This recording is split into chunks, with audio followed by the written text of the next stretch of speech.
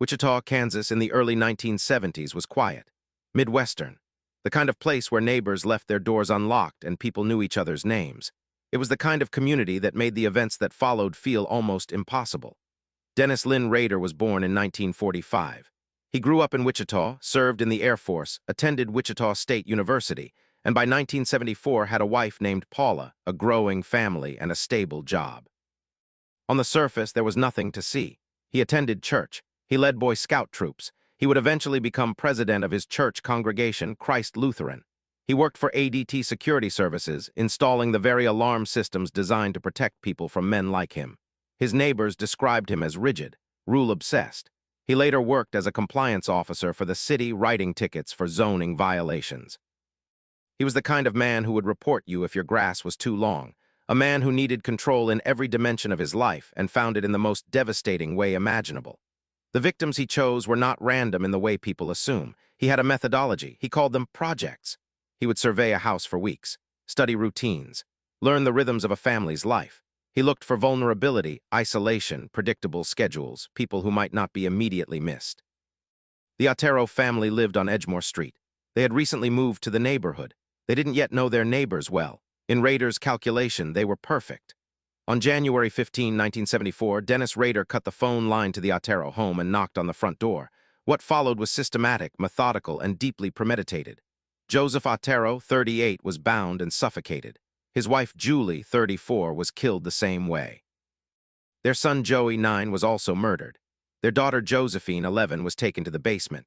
She was 11 years old. Two other Otero children who had been at school that day came home to find their family. They were the ones who called police. Law enforcement was immediately overwhelmed. This was not a crime of passion.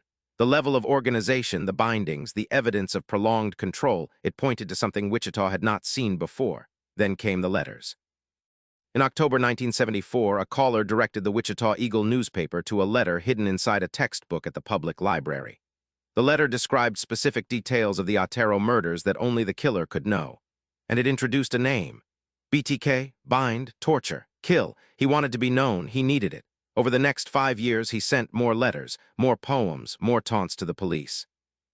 In 1977, he killed Nancy Fox and wrote to investigators afterward, frustrated that the crime hadn't received enough attention. "How many people do I have to kill?" he wrote, "before I get my name in the paper?" He killed 10 people in total, Joseph and Julie Otero. Their children, Josephine and Joey, Catherine Bright, Shirley Vian, Nancy Fox, Maureen Hedge, Vicki Wedgerell, Dolores Davis. His last known murder was January 19, 1991. Dolores Davis, 62 years old. After that silence, BTK disappeared. For more than a decade, the BTK investigation went cold. Investigators never stopped working it, but they had almost nothing to move on. The letters had stopped. The murders had stopped.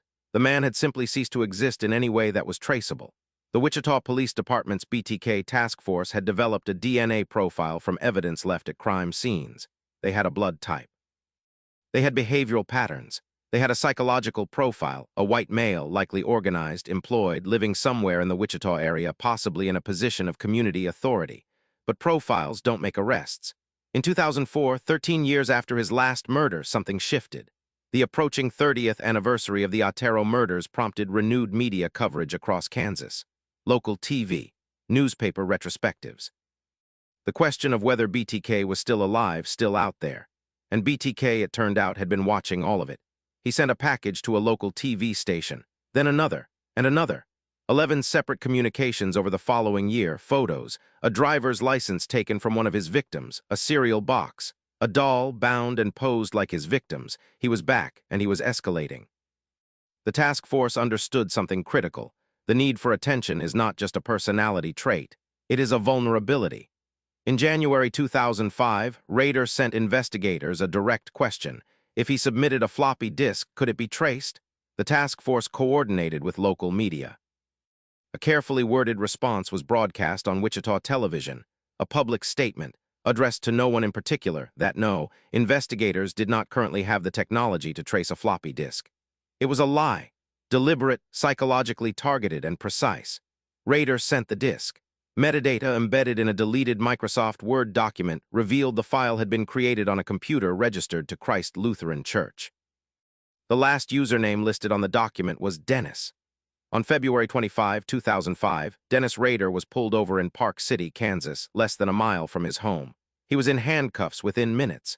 He had no idea it was coming. He had trusted his own judgment of investigators' capabilities. He had believed for 31 years that he was smarter than the people hunting him. He was not. Understanding Dennis Rader requires understanding a type of person most of us resist believing in, not because they're monsters in appearance, but precisely because they aren't. Forensic psychologists who have studied Rader describe a personality consistent with what's known as the dark triad: narcissism, Machiavellianism, and psychopathy. He lacked genuine empathy but was highly capable of simulating it, well enough to run a congregation, to be trusted by neighbors, to be welcomed into homes. The mask was seamless because it was practiced across decades. His projects, his own clinical term for his victims, reveal a mind organized entirely around control. He didn't kill impulsively. He fantasized, planned, and executed over weeks or months. The binding wasn't incidental. It was, psychologically, the entire point. BTK was not a nickname chosen for convenience. It was a description of the compulsion itself. He kept trophies. He wrote journals. He drew sketches of his crimes. He revisited crime scenes. He photographed himself staged in the postures of his victims. The compulsion was total, and it was, in its own horrifying way, structured. What drove his reemergence in 2004 after 13 years of silence? Behavioral analysts believe it was the convergence of two factors. First, the anniversary media coverage triggered the narcissistic need for recognition that had always been at his core. Second, and this is critical, Rader had recently retired. He had lost the structured external identity that had helped him maintain the mask. The job, the title, the role, the compliance officer, the church president. When that scaffolding collapsed, the underlying pathology had nowhere else to go. He needed to be BTK again. This pattern, a resurgence of violence or communication after a major life disruption, is now well documented in the behavioral analysis of organized offenders. The external role provides a mask that suppresses the pathology. When the mask is removed by circumstance, the pathology resurfaces with increased intensity. He came back because he needed to be seen, and the task force engineered his destruction with extraordinary precision. The floppy disk trap was not luck. It was the product of a detailed psychological strategy built over 30 years of profiling. Investigators knew he would ask about traceability because organized killers with this profile always verify their safety before acting. They knew he would trust a public statement because he believed himself superior to the investigation he needed to function. They knew he would send the disk because the need to communicate, the need to be seen, was biologically stronger than his caution.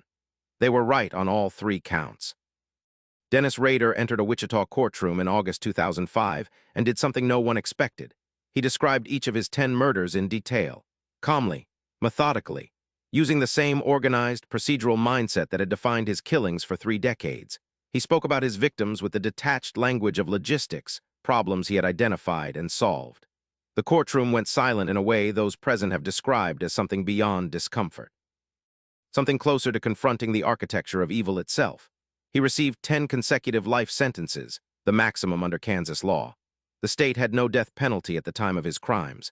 Paula Rader, his wife of 34 years, filed for divorce upon his arrest. She had not known.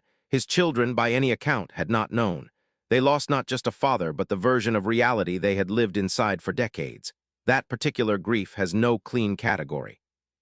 For the families of the 10 victims, many of whom had grown up carrying the weight of an unsolved case, some of whom had spent their entire adult lives wondering, there were finally answers. Not comfort, but answers. The legacy of the BTK case reshaped forensic investigation in the United States in ways that continue today. It became the definitive case study in exploiting narcissistic vulnerability. It demonstrated the power of digital forensics at a time when most investigators were still learning what metadata even meant. And it reinforced a principle that now sits at the center of cold case strategy, that the psychological needs of a killer are not just a profile.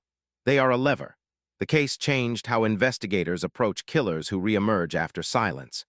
Rader's return in 2004 wasn't unusual for his type. What was unusual was how precisely the task force read that return and responded to it. They didn't wait for him to make a mistake. They designed one. CTA, 30 seconds, Dennis Rader thought he was untouchable. He was wrong, and the story of how investigators used his own psychology against him is one of the most important case studies in criminal history. If this gave you something to think about, subscribe to Crime Dossier. Every week we go deeper into the cases that reveal something true about the human mind. There are more cases like this one. The next one is already waiting. Outro, 30-45 seconds. Here is what stays with me about this case. Dennis Rader didn't get caught because he made a careless mistake. He got caught because he needed something: recognition, the sensation of being seen, the feeling of power that came from being known. And that need was larger than his caution. The same psychology that made him a predator made him predictable. He bound his victims because he needed control. And in the end, he was controlled by the one thing he could never master: himself. The investigators never stopped looking. The victims were never forgotten. And a floppy disk carrying a single deleted file with a single username closed 30 years in an afternoon. The most dangerous thing about a psychopath isn't what they do. It's that they look exactly like everyone else. Until they don't. SEOTAGS. True crime, cold case, criminal psychology, unsolved, forensic investigation, BTK killer, Dennis Rader, serial killer psychology, dark triad, psychopath manipulation, narcissistic killer, bind, torture, kill, cold case solved. Behavioral profiling, Wichita murders, description. In January 1974, the Otero family was murdered in their Wichita home. It was the first of 10 killings carried out by a man who called himself BTK, bind, torture, kill. For nearly 3 decades, BTK taunted police, then vanished. This is the story of how he came back and how a single floppy disk ended one of America's most haunting cold cases. More than a true crime story, this is a deep dive into the psychology of a psychopath. How he chose his victims, why he needed to be recognized, and how investigators weaponized his own narcissism against him. From behavioral profiling to digital forensics, the BTK case transformed how cold cases are solved forever. Subscribe to Crime Dossier for weekly deep dives into criminal psychology, forensic investigation, and the cases that reveal the darkest truths about human nature. New episode every week.